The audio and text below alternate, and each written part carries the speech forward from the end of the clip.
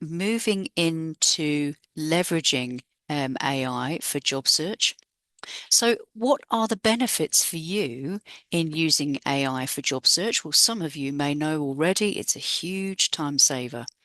AI tools such as ChatGPT, which we'll be demonstrating today, are a huge time saver. So gone are the days of spending a few hours writing a decent cover letter, using the job description as well as your resume, compiling a draft of this that can be created in seconds. It also allows us for creativity and thinking. I don't know many of you out there watching this will struggle sometimes to know where to start. I think in my own experience, I'm okay once I see something that planned or written out. I'm like, okay, yep. That's actually it. So having to create documents such as resumes or covering letters or even bios, once we get going, we're okay. But often we hit a bump because we just don't know where to start or how to get started with it. Once we see a drafted document created, that stimulates our creativity in that aha moment. Right, so that's how it can be done. That's what the employer might be looking for. I get it. If your writing is not the strongest point, and for some of us it really isn't, that can be a great tool for you to creatively lean on. Even if you're a seasoned wordsmith, having a tool like that to take the legwork out of the task can stimulate creativity even further.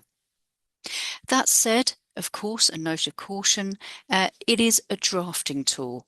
Any AI should be used cautiously. It's designed to be used as a drafting tool, like an augmentation to what we're doing, not to be used verbatim. Otherwise, it won't sound like you, which gets a bit tricky when you're trying to explain that at interview. Different styles. You can use prompts such as, imagine you're a senior director of marketing seeking to grow your career into becoming a VP. Using the following resume, create an elevator pitch in 3 sentences that I can use when networking with senior marketing leaders. You can adjust the style of writing to suit the industry, functional role, or level of function you wish, as well as the document type and purpose of the prompt. So, what can it actually help you to do? So, we've looked at the benefits so far of using AI, but what does it actually help you to do? Well, some of you already may be using it to help you draft covering letters. If you are, an extra gold star from me. Using the job description as well as your resume will help the AI tool that you're using tailor this really well. Accomplishment statements on resumes. So we need to go beyond listing our duties in our resume. We need to be able to qualify and quantify what we've done or achieved by creating accomplishment statements. For example, if you were responsible for training new employees, your accomplishment statement needs to include how big, how many, and how much to add context. You may wish to state that you've trained 15 new employees across 12 months, resulting in lower attrition rates and increased employee engagement need. By adding the impact of what you were doing in your last role, employers can easily spot how this is going to be of benefit and value to them. You can also quickly identify skills that employers are looking for in job descriptions. We need to be able to identify those top skills that employers are looking for in each job description quickly and easily, so we can get a sense of whether we are a good fit or not. And there is an excellent prompt I'm going to use today that will help us understand how to do that. Cross-reference the output with the job posting on LinkedIn. You may notice longer listings on AI than LinkedIn LI. That's because the skills entered on LI can be done by hand as well as automation. So there are hiring managers and recruiters who are adding those skills as well as augmenting that with the AI built into LinkedIn itself. Creating networking scripts, such as the elevator pitch, if you're looking for a quick draft of how you can make your best pitch, using a combination of your resume and the job description can be highly targeted to your industry and the role at interview when you're asked that question, tell me about yourself. For a more general pitch, then you can use for more a wider range of situations. You can use your resume, of course, but don't forget to add what you're looking for in your next role and industry, so that people can easily understand how best to guide, support, or refer you. Creating behavioral interview practice questions is also a great use of AI. I use this daily to help me create interview questions to practice with my clients, both using the JD, the job description, and the resume.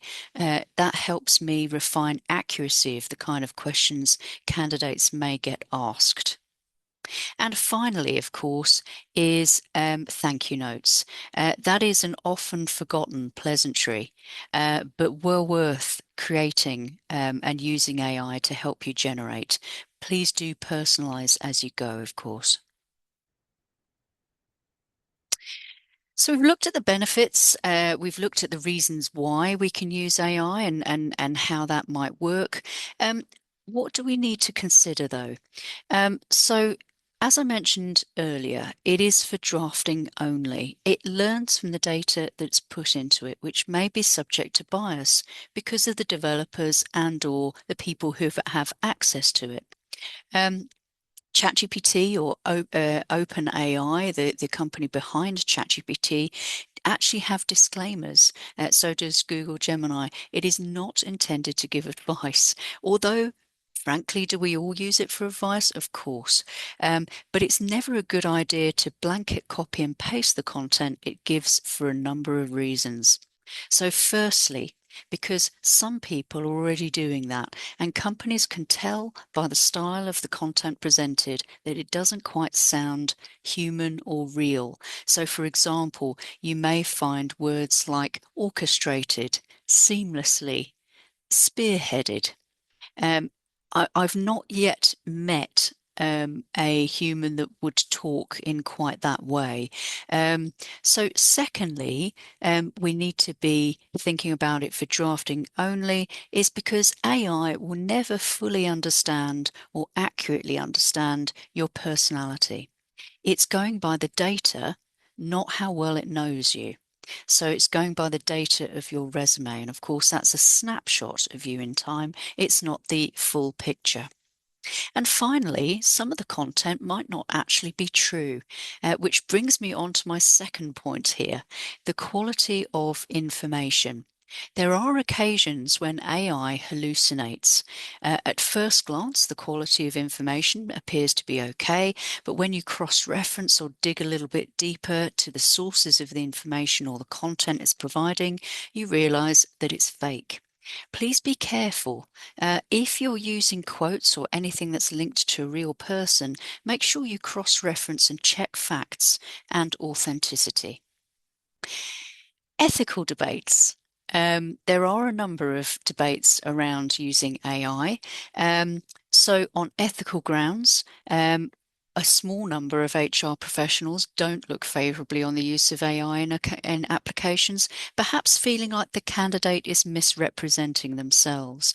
They may probe more deeply at interviews in the interview process as a result, usually through assessment center or through interview. However, one thing I can say is that there is always evolving technology, and AI detection tools are under development. Their accuracy and reliability can vary. For example, there was a time where ChatGPT reported that their detectors were yielding false positives, with only a 26% success rate of being able to detect AI. As AI models become more sophisticated, it may become increasingly difficult for detectors to distinguish between human written and AI generated content. So further to this, PwC, the company PricewaterhouseCoopers, there was a recent debate on #1 HR group on LinkedIn, which has 650,000 group members from around the world. And the debate was around using AI as part of the hiring process. And human resources have said, look, we've been using this for years as part of our employee hiring processes using applicant tracking system software. So, they're using it also more recently for contractual and HR policy drafting. So they can hardly be in a position to try and discriminate against a candidate using technology to help them get an interview. So at the resume stage, not much to worry around because human resources professionals accepted long ago that advances in technology cannot be stopped by human resources. Therefore, they'd better start embracing it and accept that people, candidates, job seekers, will be using it along with the rest of us.